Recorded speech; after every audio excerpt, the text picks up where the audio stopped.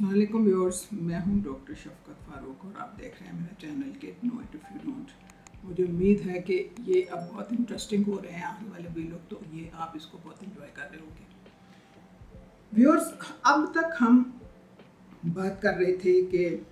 Big data क्या है, उसका रोल क्या है, आर्टिफिशियल इंटेलिजेंस क्या है, कैसे डेवलप होती है, कितने कितने इसके फैक्टर्स हैं। अब हम आपको ये बताते हैं कि ये एक्चुअली आर्टिफिशियल इंटेलिजेंस जिसको हमने बहुत ज़्यादा यूज़ किया है, ये एक्चुअली इसकी टाइप्स क्या हैं, क्या ये सिर्फ एक है या बहुत सारी हैं। तो ये तीन टाइप्स की हैं जो कि जनरली इस्तेमाल होती हैं। मसलन जो फर्स्ट है वो है आर्टिफिशियल नैरो इंटेलिजेंस, जिसको एब्रीवेट किया जाता है ANI से, और ये बहुत ही कॉमन जो है, ये इसको डिज़ाइन किया गया है, मतलब ये बहुत कॉमन यूज़ की है और इसको डिज़ाइन किया गया है आम कोई एक प्रॉब्लम जो है उसको सॉल्व करने के लिए। मसलन कि कोई ई-कॉमर्स के लिए कोई प्रोडक्ट आपने रिकमेंड करना है, उसके लिए ये इस्तेमाल होती है ANI। वेदर प्रेडिक्शन के लिए भी ANI इस्तेमाल होती है। और उसके बाद आप कोई स्पेसिफिक मार्केट में कोई क्लोथ जो है वो रेकमेंड किसी को करना है, तो उसके लिए ANI जो है वो इस्तेमाल होती है। दूसरा जो इसका टाइप है वो है आर्टिफिशियल जनरल इंटेलिजेंस, जिसको कि AGI कहते हैं। अब ये जो है लेवल, ये ह्यूमन लेवल कॉग्निटिव फंक्शंस जो हैं उनको ये वो इसमें वो सारे आते हैं, जैसे कि लैंग्वेज और इमेज प्रोसेसिंग है, कंप्यूटेशनल फंक्शनिंग है, रीजनिंग है, जो कि मैंने आपको बताई थी कि भाई ये आर्टिफिशियल इंटेलिजेंस क्या करती है। तो AGI जो है, इसमें thousands and thousands of ANI system जो हैं वो काम कर रहे होते हैं इन टैंडम कम्युनिकेशन। अब ये टैंडम कम्युनिकेशन होती है, मसलन आप समझ लीजिए कि एक लाइन में बैठे हुए हैं बहुत सारे, आप यूँ छोटी छोटी डॉल्स आप समझ ले बैठी हुई हैं, जिसको कि AGI आप कहते हैं। अब वो पहले एक बोलती है, फिर दूसरी बोलती है, फिर तीसरी बोलती है, फिर चौथी बोलती है, फिर पांचवी बोलती है, और इस तरह ये उसको कॉपी करते हैं कि ह्यूमन बीइंग्स जो हैं वो रीजनिंग कैसे करते हैं। तो ये इस तरह होता है AGI में, जिसमें कि ANI जो है वो टैंडम कम्युनिकेशन में काम कर रहे होते हैं। तीसरा नंबर जो है वो है आर्टिफिशियल सुपर इंटेलिजेंस, और ये प्रोग्रेशन है AGI की, जो कि जबकि ये उस चीज़ को ओवर पावर कर देते हैं जो कि ह्यूमन कैपेबिलिटीज़ हैं, और ये फिर डिसीजन मेकिंग के भी आ जाते हैं, और ये रैशनल डिसीजन भी लेना खुद ही शुरू कर देते हैं, और ये इवन डिसीजन चीज़ें करने लग जाते हैं जो कि आर्ट है, बिल्डिंग है, इमोशनल रिलेशनशिप है। ये सारे काम जो हैं, ये जब इस एरिना में एंटर होती है आर्टिफिशियल इंटेलिजेंस, सुपर इंटेलिजेंस में जब ये एंटर होती है, तो ये सारे काम करना शुरू हो जाती है जो कि एक ह्यूमन बीइंग करता है, बल्कि ये इनकी जो करने की कैपेबिलिटी है वो मच बेटर होती है जबकि ह्यूमन बीइंग की जो कैपेबिलिटीज़ होती है ये सारे काम करने में। अब जब AGI जो है वो अपना ऑब्जेक्टिव अचीव कर लेती है, तो ये सिस्टम जो है AGI का, ये एकदम तेज़ी के साथ ये एंटर हो जाता है आर्टिफिशियल सुपर इंटेलिजेंस में। चूँकि जो गैप है इन दोनों के दरमियान, AGI और ASI के दरमियान, ये बहुत नैरो गैप है, बहुत नैरो गैप है। नैनो सेकंड में जो AGI है वो अपना काम करता है और फट से ये जंप कर जाता है सुपर इंटेलिजेंस में। अब आपको याद होगा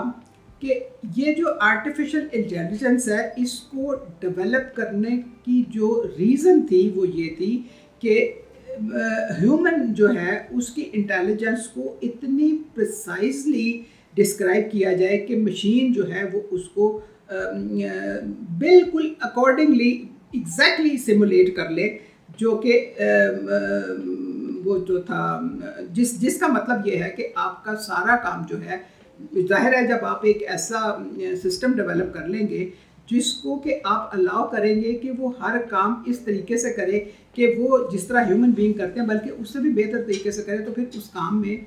आदमियों की ज़रूरत नहीं रहती। तो सुपर इंटेलिजेंस में आदमी आपको कहीं दूर दूर तक नज़र नहीं आएंगे, और इससे ये क्वेश्चन पैदा हुआ कि क्या हमारे लोग जो हैं उसमें एक मास अनएम्प्लॉयमेंट क्रिएट हो जाएगी।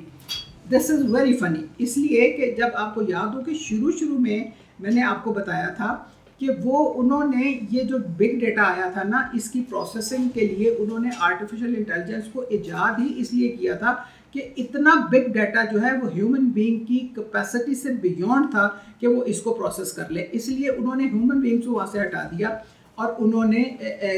आर्टिफिशियल इंटेलिजेंस निकाल ली। अब जबकि आर्टिफिशियल इंटेलिजेंस जो है वो सुपर इंटेलिजेंस के ईरा में आ गई है, तो अब उनको ये फिक्र पड़ गई है कि ये तो वो काम भी करना शुरू कर देंगे जिनके बारे में हमने सोचा भी नहीं था, तो इसका मतलब है कि हमारे सारे के सारे बंदे जो है वो बेकार हो जाएंगे। अब अनएम्प्लॉयमेंट जो है, और जाहिर है कि उन्होंने कहा कि ये तो डेंजर टू ह्यूमैनिटी है। अब सोचने की बात यह है कि जब उन्होंने पहले आर्टिफिशियल इंटेलिजेंस इजाद की थी ये सोचकर कि बंदे ये काम नहीं कर सकते, इसलिए हमने बंदों को हटा देना चाहिए, इसमें वो सही थी, या फिर अब इस एंड के ऊपर आकर जो वो कह रहे हैं कि हमने सारे बंदों को हटा दिया तो ये जो मास एम्प्लॉयमेंट हो जाएगी, ये तो बहुत जुल्म हो जाएगा ह्यूमैनिटी के ऊपर। तो क्या वो पहला परसेप्शन सही था या दूसरा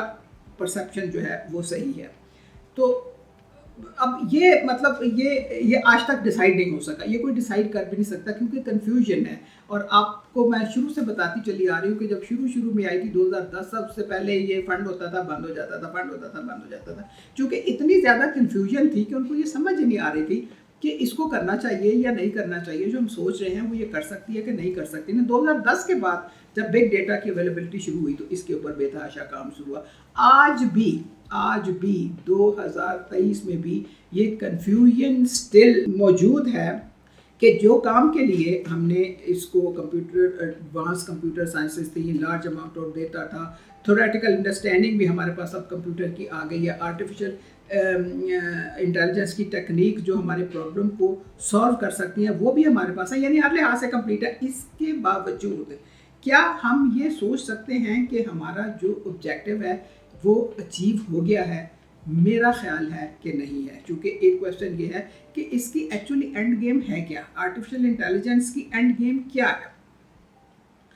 अच्छा, इसके जो ट्रेडिशनल गोल थे जो वो ये था कि ये वो एबिलिटी इसमें पैदा की जाए जो उन ऑब्जेक्टिव को, उन ऑब्जेक्ट्स को, कोई दो ऑब्जेक्ट्स हैं, उनको ये मजबूर कर दे कि वो आपस में कम्युनिकेट करें। ये एक ऑब्जेक्टिव था इसका कि वो दो ऑब्जेक्ट जो कि आपस में कम्युनिकेट नहीं कर सकते, क्या आर्टिफिशियल इंटेलिजेंस उनको मजबूर कर सकती है कि वो कम्युनिकेट करें? और मेरा ख्याल ये है कि इसमें अभी तक हमें सक्सेस नहीं हुई, ये मेरा ख्याल है। अब मैं ये क्यों कहती हूँ, उसकी वजह ये है कि कंप्यूटर नेटवर्क्स जो है ये लिंक करते हैं through infrared signal, radio wave transmission, telephone lines, television cables और सैटेलाइट लिंक्स। अब जो कंप्यूटर साइंटिस्ट है उसके लिए चैलेंज ये है कि वो ऐसे प्रोटोकॉल डेवलप करे जो कि रन कर रहे हों होस्ट कंप्यूटर्स के ऊपर, उन सिग्नल्स को इंटरप्रेट करने के लिए जो कि बाहर की दुनिया से आ रहे हैं, वो कहीं से भी आ रहे हों,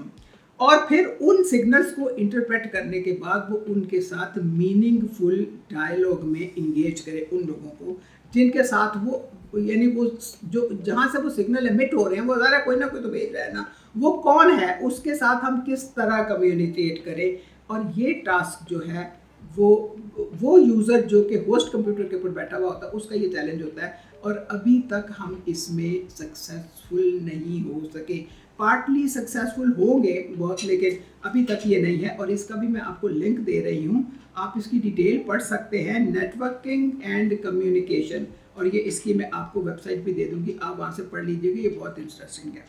अच्छा, अब ये एक ऐसा एरिया है जिसमें कि अभी तक प्रॉब्लम है, चूँकि ऐसा लगता है वो सिग्नल इंटरप्रेट नहीं सही से होते ना, ऐसा लगता है कि जो सिग्नल्स आ रहे होते हैं उनके जो प्रोटोकॉल्स हैं वो इस किस्म की लैंग्वेज में होते हैं जो कि बहुत कॉम्प्लिकेटेड होती है, और अगर कोई बंदा उसको डिटेक्ट कर भी लेता है, रिसीव कर भी लेता है अपने कंप्यूटर के ऊपर, तो वो उसको इंटरप्रेट नहीं कर सकता अनलेस के वो सिग्नल उस कंप्यूटर में जाएं जिसके लिए कि वो भेजे गए थे, या उस बंदे के पास जाएं जिस बंदे के लिए कि वो भेजे गए थे, क्योंकि उनको कैसे इंटरप्रेट करना है ये सिर्फ उसी को पता होता है। तो ये बहुत बड़ा चैलेंज है उन डेवलपर्स के लिए जो कि जिनको पता है कि सिग्नल्स आ रहे हैं, कहीं से भी आ रहे हैं, आउटर स्पेस से आ रहे हैं, कहीं से भी आ रहे हैं, वो उनको देख भी सकता है, समटाइम उनको रिसीव भी कर लेता है अपने कंप्यूटर के ऊपर, लेकिन वो उनको इंटरप्रेट नहीं कर सकता क्योंकि वो डिस्टेंड नहीं है उन कंप्यूटर्स के लिए, वो उनके लिए है, उन लोगों के लिए। और गालिबन ये बहुत बड़ा सेफ्टी मेजर है जो कि लोगों ने वक्त के साथ साथ सीखा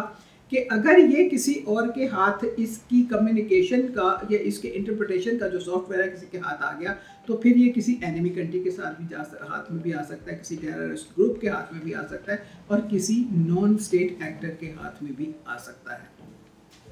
तो ये ऑब्जेक्टिव अभी तक अचीव नहीं हुआ, ये मेरा ख्याल है। मेरा भी ज़ाहिर लिमिटेड नॉलेज है, इतना नॉलेज तो मेरा भी नहीं है। किसी जगह पर इसमें थोड़ी सक्सेस है, लेकिन वो पूरी तरह से ओपन नहीं है कि हम उसको आपके लिए डिस्क्राइब कर सकें। आर्टिफिशियल इंटेलिजेंस जो है वो अब हर चीज़ है और हर जगह है बिजनेस एरिना में,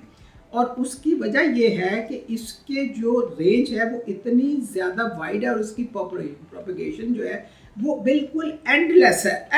है। इसीलिए इसमें हमें वार्निंग दी जाती है कि आप जब भी इसको डिप्लॉय करें किसी जगह पर, तो उसमें आपको बहुत ज़्यादा मुहतात रहने की ज़रूरत है, ख़ास तौर पर उन जगहों पर जहाँ पर कि मशीन लर्निंग जो है उसका रोल बहुत ज़्यादा है।